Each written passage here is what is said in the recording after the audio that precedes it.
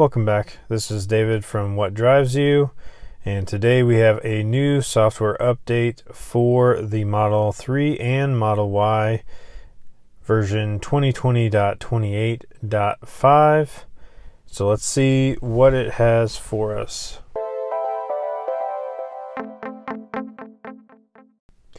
In this update, we did get traffic light and stop sign control, ability to go 5 miles per hour as your set speed in autopilot with the auto steer on, and still being able to use the traffic light and stop sign control. So whereas before we had to go the speed limit and could not set it higher than that when using traffic light and stop sign control on side streets, now we can go 5 miles per hour over, just like we could before we got the traffic light and stop sign control.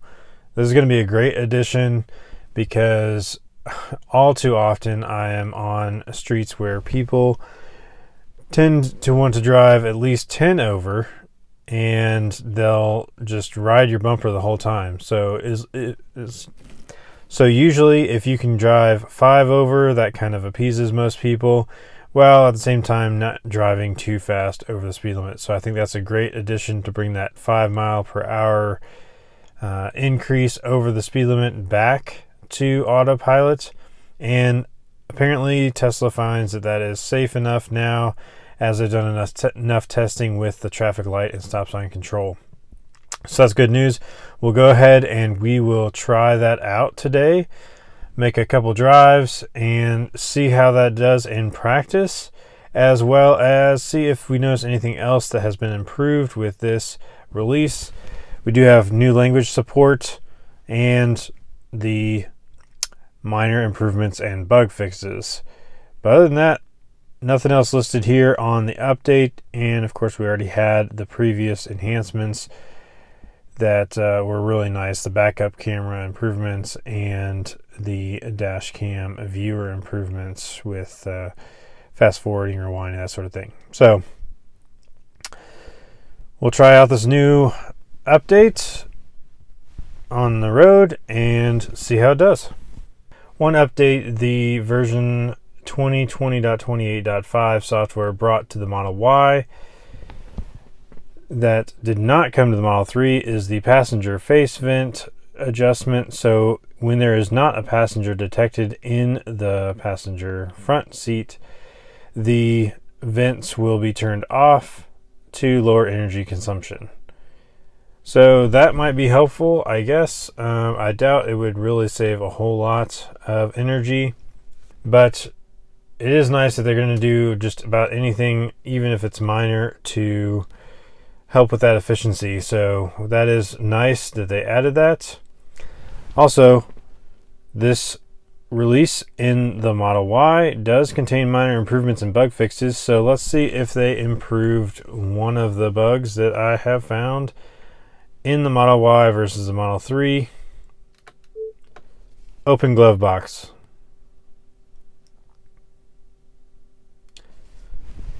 Nope, they still have not fixed the open glove box voice command for the Model Y so that the glove box opens. Still something that I can only do in the Model 3. Again, not a big deal, but it is something that they could certainly improve in the Model Y, and I would think it would just be a simple software update.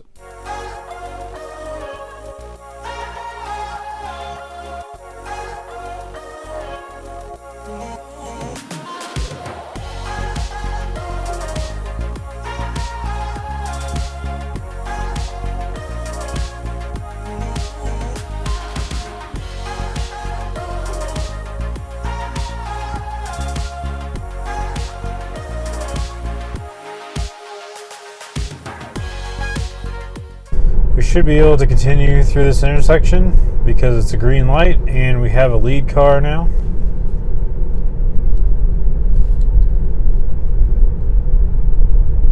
So no hesitation.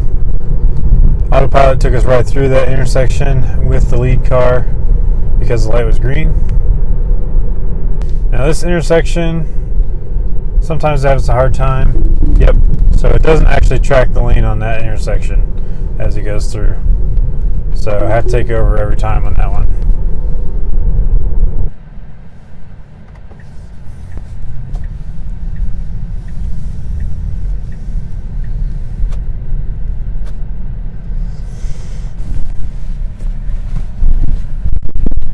It would be nice if they added the ability for autopilot to recognize speed bumps, so it would slow down for speed bumps. Coming up here, we do have a tricky intersection and no lead car. See how it handles this. And it takes a little bit faster than I would probably prefer.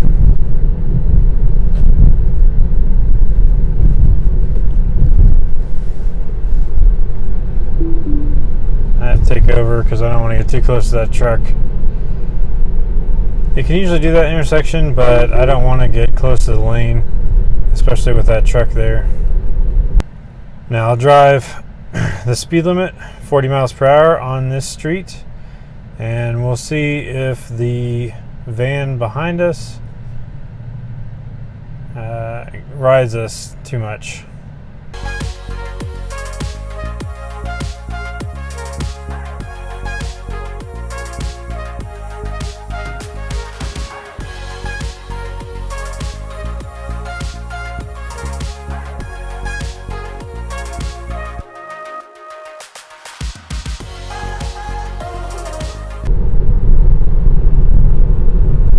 So just going the speed limit. Of course, people are passing us. And I do think that this van is probably going to get irritated since I am only going 40 in a 40.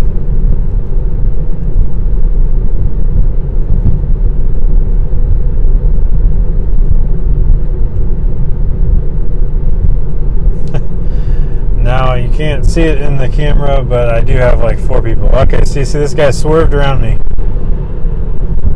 Passed me really fast. So let's take it up to 45. The guy behind me now has a trailer, so I don't think he'll be too eager to pass me. He's got a little bit more effort to take. But I have about, let's see, I had about 4 cars trailing behind us when I was only going the speed limit. Now I'm going 5 over, and it's no big deal. So 5 miles per hour over is not much. I would be perfectly fine with just going the speed limit if it weren't for people like the person that just passed us in that van. He obviously got frustrated that I was only going 40 in a 40. So he quickly swerved and passed me on the left. If you're on a 2-lane road and there's no opportunity to pass, then they get really irritated with you. Sometimes flash their lights and stuff. So, I mean, really, I don't see why anybody would be in that much of a hurry to go 5 over. What's the difference going 5 over and just going the speed limit? Nothing. But around here, that is definitely a concern and definitely makes a big difference having just that 5 miles per hour over the speed limit that you can set it to, so that now I don't have to take it out of autopilot or override it nearly as much to avoid people getting angry with me. So a very small but welcome update. Having that 5 miles per hour over the speed limit makes a world of difference. Definitely appreciated just that 5 miles per hour over the speed limit. Being able to go on autopilot makes it much easier to stay in autopilot all the time, especially with the traffic light and stop sign control. And having that lead car going through the green lights automatically, perfect complement to that. So hopefully in the next update we'll be able to get green light without confirmation. Thanks so much for watching. We'll see you on the next one.